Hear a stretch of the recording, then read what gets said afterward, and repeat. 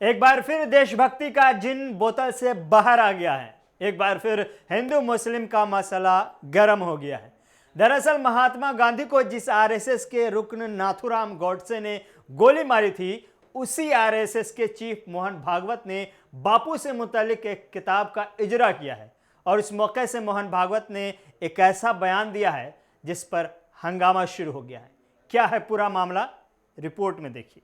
कसीरुल मजहबी मुल्क कहलाने वाले वतन अजीज हिंदुस्तान में शायद ही ऐसा कोई हफ्ता गुजरता होगा जब मजहब, देशभक्ति और हिंदू मुस्लिम पर कुछ ऐसा कहा जाता हो जिस पर हंगामा हो और सुर्खियां बटोरते हुए हिंदू मुस्लिम भाईचारे की दीवार पर निशाना न लगाया जाता हो।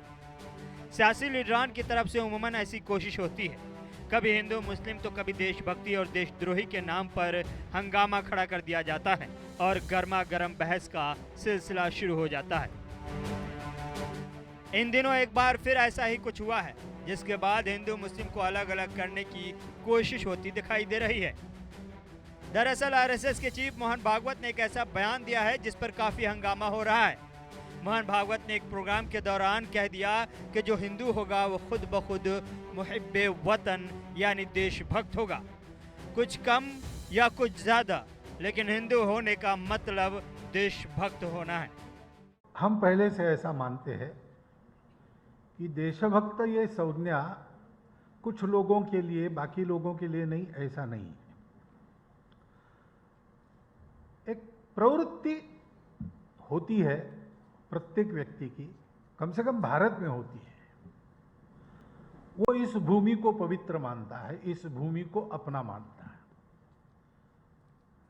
तो एक आत्मीयतापूर्वक पावित्र्य की भावना इस भूमि में वो रखता है, वो उसकी पूजा भी करता है। जमीन की पूजा, माटी की पूजा, ये भारतवर्ष के सब लोगों में किसी न किसी रूप में विद्यमान है। परंतु गांधी जी ने जो बात कही है वो गौर करने लायक है।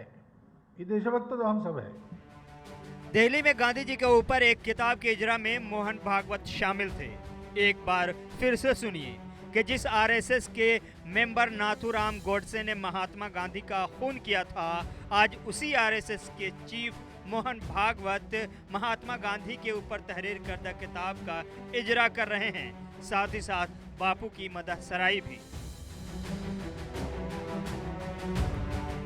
ऐसे में एक सवाल जहन में आता है कि बापू पैदाइशी तौर पर मुहिब्बे वतन थे। हर हिंदू मुहिब्बे वतन होता है, फिर नाथूराम गॉडसे कौन था? सुनील जोशी, देवेंद्र गुप्ता, भावेश पटेल जो अजमेर ब्लास्ट का मुजरिम था, क्या ये हिंदू नहीं थे? माया कोडनानी, रमेश सिंह, संदीप गुप्ता कैसे हिंदू थे? जिसने गुजरात में खून की नदियां बहाई वो कौन से हिंदू थे? और बापू किस हिंदू धर्म को मानते थे? हिंदू धर्म और मोहन भागवत जी आपका हिंदुत्व दोनों अलग चीज है। गांधी का हिंदू धर्म महासागर था, आप हिंदुत्व तालाब बना रहे। तालाब और महासागर एक समान नहीं हो सकता। मोहन भागवत का बयान सामने आने के बाद ओवैसी की खामोशी का तस्वर नहीं किया जा सकता। असदुद्दीन ओवैसी ने मौका पाकर पूछ ही लिया कि भागवत जी, क्या आप इसका जवाब देंगे कि नाथूराम के बारे में आपका क्या कहना है? नेली कत्लेआम, 1984 सिख मुखालिफ फसाद और 2002 का गुजरात कत्लेआम, इन तमाम के जिम्मेदार लोगों के बारे में आपका क्या कहना है? ओवैसी ने एक और ट्वीट किया और लिखा कि एक मजहब के मानने वाले को अपने आप हुब्बुल वतनी का सर्टिफिकेट जारी किया जा रहा है, और जबकि दूसरे को अपनी पूरी जिंदगी ये साबित करने में गुजारनी पड़ती है कि उसको यहाँ रहने और खुद को हिंदुस्तानी कहलाने का हक है। मोहन भागवत के इस बयान पर हंगामा जारी है, सियासी बयानबाजी भी खूब हो रही है, लेकिन हिंदू को हुब्बुल वतनी का सर्टिफिकेट देना मुल्क के दीगर मज़ाहिब वालों को तकलीफ देने जैसा है, चाहे वो मुस्लिम हो, सिख हो या ईसाई हो। सच्चाई तो ये है कि कोई भी मजहब दहशत की तालीम नहीं देता, चाहे वो हिंदुइज्म हो या इस्लाम। जब धर्म को पीछे रख दिया जाता है या फिर धर्म के नाम पर सियासत और तजारत होने लगती है और धर्म को बेचने की कोशिश होती है और धर्म के नाम पर अपना उल्लू सीधा करने की कोशिश होती है, तो इसके लिए एक रास्ता दहशत का भी है जिसको इख्तियार किया जाता है, लेकिन उसका धर्म से कोई लेना देना नहीं होता। चूँकि हर मजहब हुब्बुल वतनी की तलकीन करता है, कोई एक मजहब नहीं बल्कि सब के सब यही कहता है कि दहशतगर्दी एक नासूर है जिसका समाज में होना समाज के लिए, मुआशरे के लिए, मुल्क के लिए और दुनिया के लिए खतरनाक है।